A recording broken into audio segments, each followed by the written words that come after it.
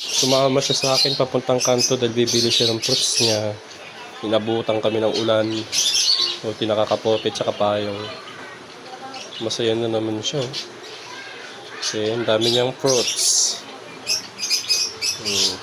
Pinya, mangga, dalandan, papaya.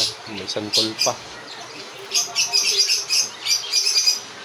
Happy pill na naman yung cravings niya. Nakuha niya na naman. May lychee pa pala siya. Oh, lychee. Sabi oh. Grabe. Takaw sa prutas. All goods. Aking foods, oatmeal, papaya, tsaka pork stick.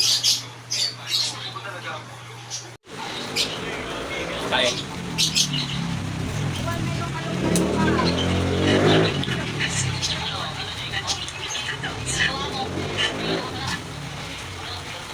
Nabuwal na yung malunggay.